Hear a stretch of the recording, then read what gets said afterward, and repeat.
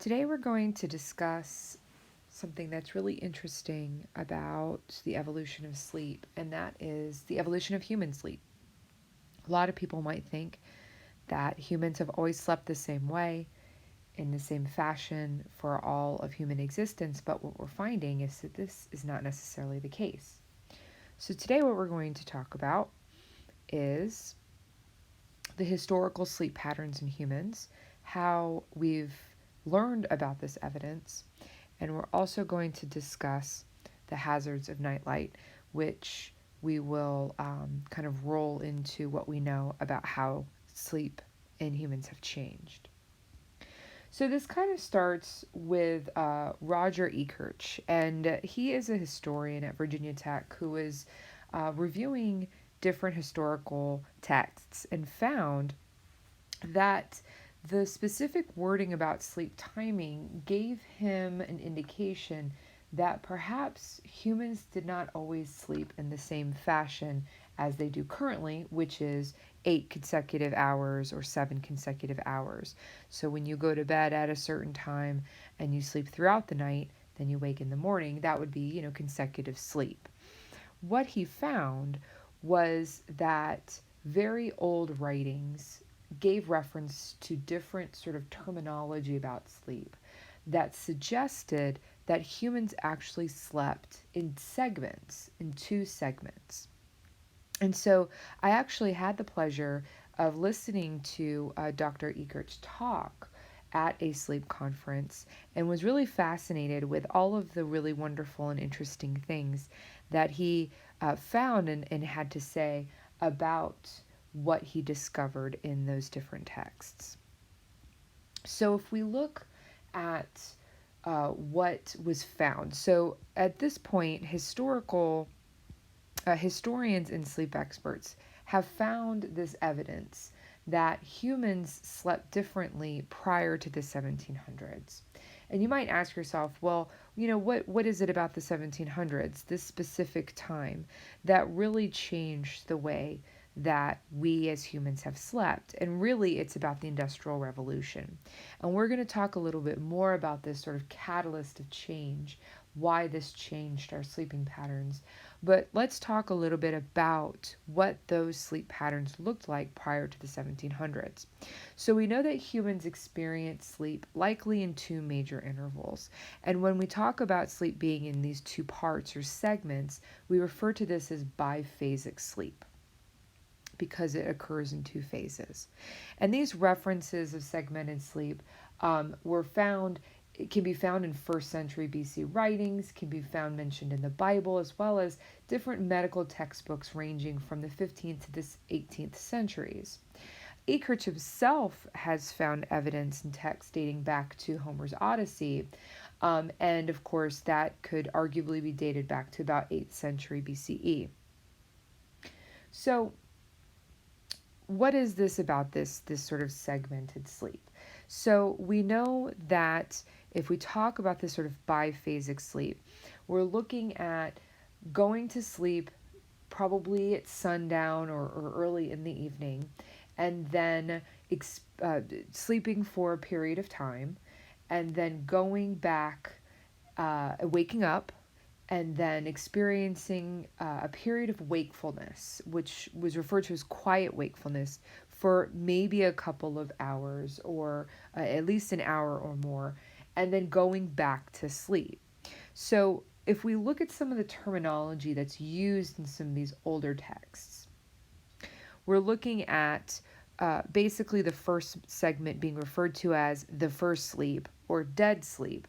This is that first potentially maybe 3.5 hours that you fall asleep at the beginning of the evening. And then when you experience this sort of wakefulness that occurs potentially around midnight, we're talking about it being referred to as watching, or first waking. And this is that period of time where a person is awake and doing different activities. And we're going to talk about what people were doing during those activities here in a minute. So the person would be finished with their whatever they had to do, their activities, and then they would go right back to sleep in the second segment, which was referred to in the writings as second sleep, or may also be called morning sleep.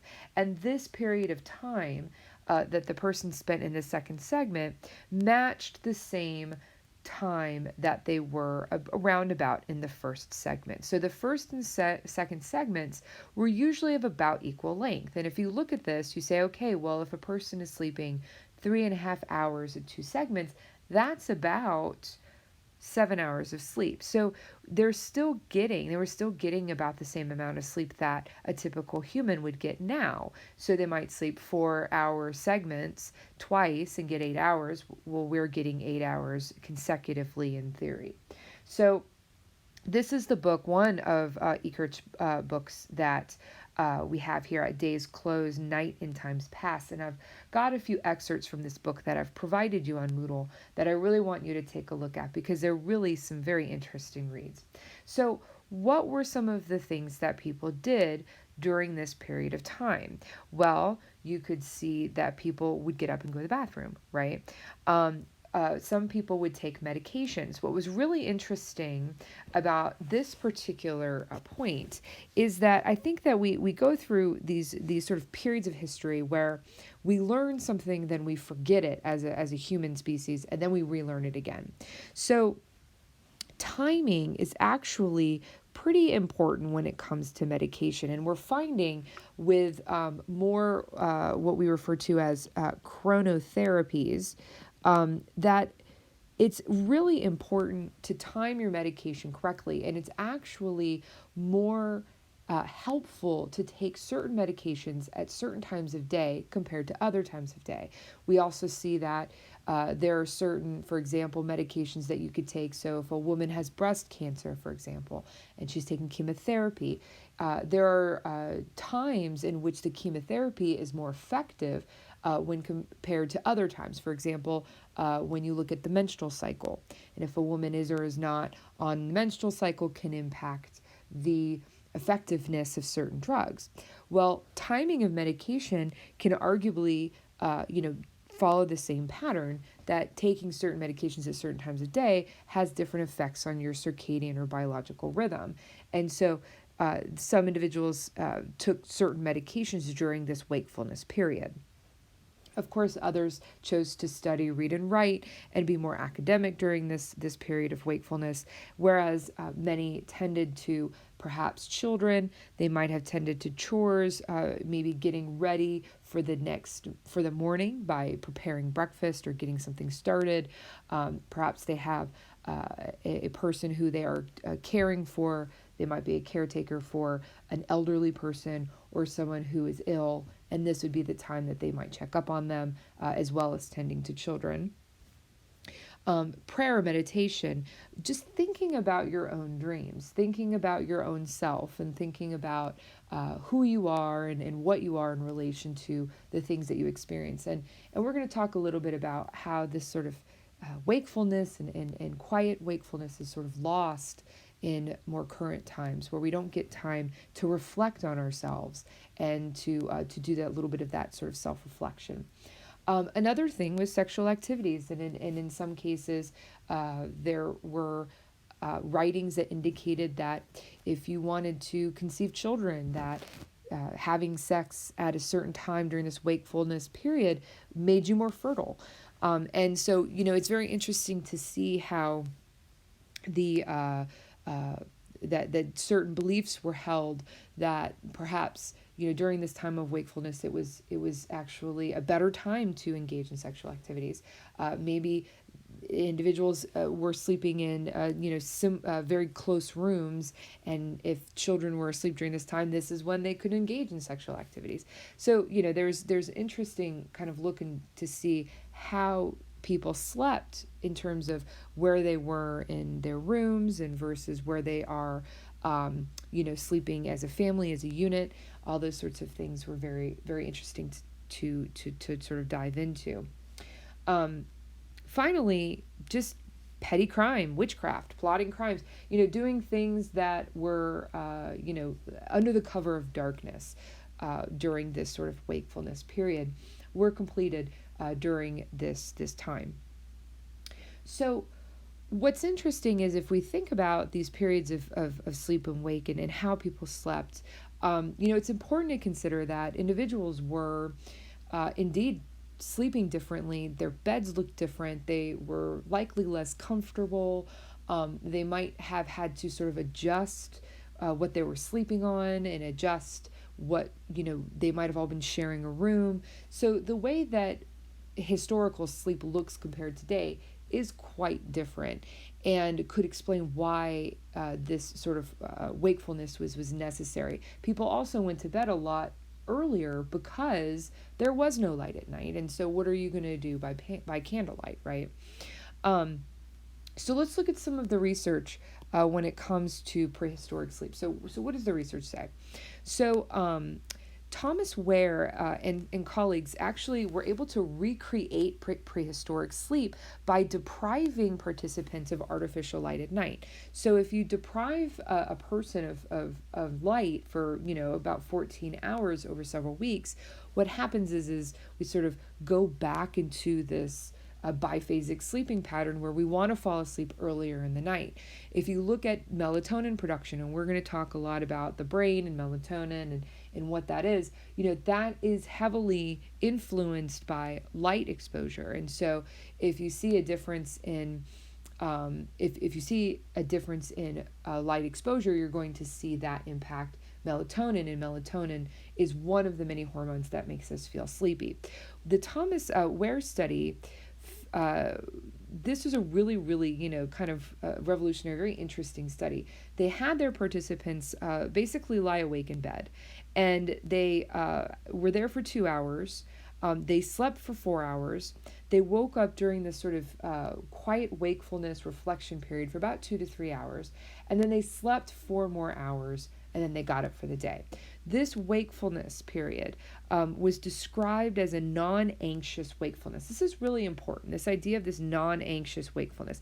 This is not a period of time where the person was thinking, oh my goodness, I need to go to sleep, I need to get my hours in, I'm awake right now. It's very, there's no anxiety tied to it. It's more of a quiet sort of meditation type experience, and that's a really important part, because we're going to talk a little bit at the end here about this anxiety involved in not sleeping and being in a position where you are in bed attempting to sleep. So what this experimental work has shown is that when you set the parameters to match prehistoric times, we actually can recreate this prehistoric sleep patterns. So does it still exist is the question. So it does, but arguably. So there is some evidence that segmented sleep is found in some non-Western societies and in those pre-industrial peoples. We know that this indicates that because these individuals who are not necessarily arguably impacted by the Industrial Revolution, as for example Americans or Western society has, we can argue that if it's present still there, then that means that that's how humans could sleep. But this is a debated subject. Not all non-Western, not all pre-industrial societies engage in this segmented or biphasic sleep. So we can't say definitively, because not everybody still shows this sort of pattern of sleep. If we look back to what was the catalyst, right? So we're seeing evidence in non-Western societies and evidence in pre-industrial peoples. If we're seeing a difference there, then we can really look to what happened during the Industrial Revolution as potentially being the catalyst to changing human sleep to more what we see as contemporary, that consecutive 7 or 8 hours of sleep during the night. So we started to see these sleep patterns change around the 18th century, at the beginning of the 18th century. So if you look at those historical writings, you're seeing that original verbiage of first wake really start to go away. And so around between 1793 and 1830, we experienced what we refer to as the nocturnal revolution. Now, the nocturnal revolution here is where we started to see some really improved light at night. So the improvement of oil lamps here, that happened about mid 1780s. We started seeing, people started to actually go out at night. People stopped believing that the nighttime was super menacing and scary, and that's where all the witches were, and don't go out because demons will get you. Darkness is scary. And if you don't have, we are used to, being able to go by street lamp and see what the dark looks like illuminated. But really think back to pre-industrial times, there weren't really big sources of light. So, you might see the night sky lit up, for example, after a big lightning storm, but really there was no comparison, and you didn't know what was going on at night. So it is scary, and the dark is a scary thing. So people stopped believing in these sort of magical beliefs that demons were out in the dark ready to get you, and they decided, okay, hey, nighttime isn't as scary. We also see that stores and shops started staying open later because they had light. We started to see manufacturers light their factories and be able to operate around the clock. We started seeing shift work. People were working late night shifts, and because those factories were illuminated, and those factories and manufacturers were seeing huge gains in productivity, because that's potentially 8, 10, 12 additional hours that they can get work in and their products made. We also started to see a little bit of shift in the society where aristocrats were really the only ones who were able to afford entertainment. Up until, we started to see this kind of turn in the 18th century where people started, who were not aristocrats, who were actually, lower, even middle class, being able to afford going out at night and being entertained. We also started to see police patrolling streets and making them safer for people who might not want to venture out in the darkness. Now, this idea of police patrolling streets actually did become a bit of an issue potentially in terms of privacy. But we'll talk about that here in a minute. So what are some hazards of night light that we saw as this turn of the 18th century? We started seeing people being able to illuminate their homes and their stores and their streets. Well, at first it was coal gas. Coal gas, that was dangerous in of itself, but it was nauseating. It had a nauseating smell. It substantially increased pollution. Light at night was really harsh. It was really bright. It was hard on the eyes. These were things that people weren't used to. We also, like I said before, we were seeing this shift labor begin, and we'll talk more about shift work later, but we do see some health implications there with potentially being awake at night, not meshing well with your circadian rhythm, and potentially putting you at risk for things like cancer. So shift labor expanded. The night became less private. People could look into each other's homes. They were working all hours of the night, and we sort of lost our sense of privacy. And of course, we know that light at night does disrupt our circadian rhythm, our biological rhythm, and that could affect your ability to fall asleep, ability to stay asleep. And we'll talk more about that when we get to insomnia later on in the semester. Some other hazards, those urban centers became more policed, and that could potentially be an issue. Yes, on the one hand, you could argue, okay, it might make things safer, but again, you get that sort of loss of privacy. When you hit the mid-1800s, that's where you're really starting to see that loss of segmented sleep. So Ekirch would say, going back through these historical documents, if you look at letters, if you look at books, if you look at different kinds of writings, you've really lost those terms of first wake, of first sleep, of dead sleep. You've lost the watching, first waking, second sleep, morning sleep. You've lost all those terminology when you hit that mid-1800s, which really signals that we've lost that segmented sleep and started to sleep in a consecutive manner. And Ekrich would say that, one of his texts wrote that modern technologies help to obstruct our oldest path to the human psyche. And so that is through dreams. We, if once we start to really get into the biology and physiology of what sleep is, we'll talk about how when you're in REM sleep, that's really the sort of really vivid dreaming phase, how we see waking from this particular period, we really remember a lot of what we're dreaming. And it can help us self-reflect, to think about what we dreamt about and what what the day brought us, and to sort of ruminate a little bit on that. Self-reflection helps us realize who we are. And so with the loss of that wakeful period, that quiet wakefulness, we really do lose that sort of path to our psyche. So what does this all mean? When you put everything together and look at what we've learned, sort of concluding here. So we know that sleep patterns in humans have changed dramatically, and that catalyst, that change, was brought on by artificial light at night. And so we know that is what really brought on the Industrial Revolution and the light bulb, and all of that brought us this change in human sleep. We've only really scratched the surface of understanding what the implications are of these changes. What does that mean for the human body? If we've only been sleeping this way for a couple hundred years, what does that mean for human evolution? What does that mean for the future? And really, we don't know. We've just really scratched the surface of what that means, and what that's going to lead to in terms of health, mortality, morbidity, all of that. So we, of course, need more work to look at biphasic sleep in general. So is biphasic sleep better than consecutive sleep? Okay, so is this something that we all should go back to? Is this something that, we don't need anymore?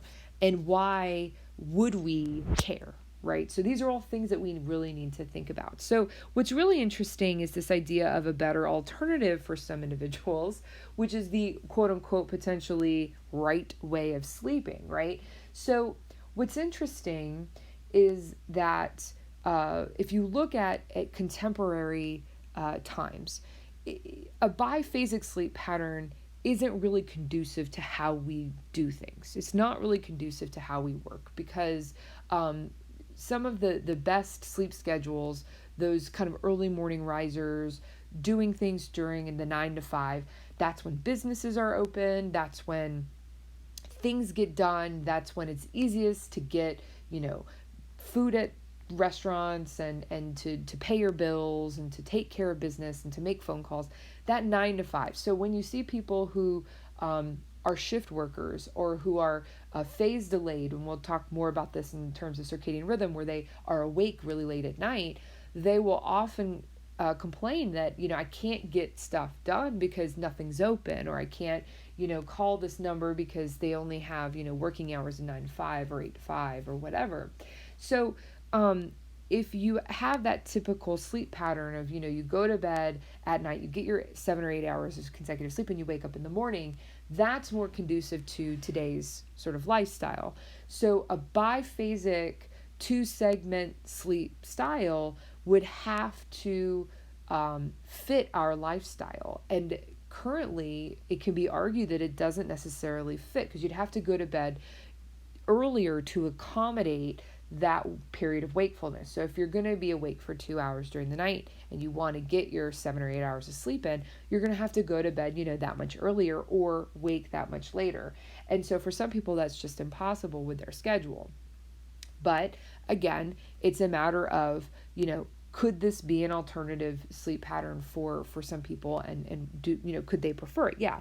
What's really, really a fun sort of debate topic here is this idea of insomnia. Now, I put this in quotations for a reason. So could biphasic sleep be a quote unquote insomnia treatment? What is insomnia? Does insomnia actually exist? So yes, it does. So let me just, spoiler alert, it does. But I do want to argue this really interesting sort of theory or sort of hypothesis idea. So there are several forms of insomnia, and insomnia could be having trouble falling asleep, having trouble staying asleep, and both of those things, having trouble falling and staying asleep. But if you look at the very specific type of insomnia where you can fall asleep at night, but you wake up in the middle of the night, you can't fall back asleep, that could possibly be just the person not being used to the contemporary, consecutive, one phase of sleep. Not necessarily a problem. Like the person might be a completely, everything going right in their body person. It's just that they have not changed to adapt to the contemporary sleep patterns. So during this sort of quiet wakefulness, a person might experience a lot of anxiety because they think, oh my goodness, I gotta fall asleep, I gotta go to sleep, I've gotta get enough sleep to feel good in the morning, blah, blah, blah. But if you argue that, hey, let's take these individuals and have them go to bed earlier, they don't have problems falling asleep, have them go to bed earlier, and then let them wake during their wakeful period for a couple of hours, have a quiet wakefulness, have a self-reflection, meditation, read or write, do something with low light, get rid of the anxiety that you experience in insomnia. And arguably, that person could experience a really calm and efficient sleep pattern. But again, they would just have to be able to accommodate that, whether they go to bed earlier to accommodate for that wakeful period or to go to bed later or a combination of the two to accommodate for that. So it's really, it's an interesting debate. I think it's a really kind of fun topic, but we really just don't know enough. And I think that's sort of what I'm getting at with these conclusions is that we really need to know more about this biphasic period and what it means for humans, and is this something that we should pursue, or is this something that certain individuals should pursue and sort of be trained to do again. So if you have any questions about this, please let me know. Please go to Moodle for the slides and for more information on these topics. And I thank you for your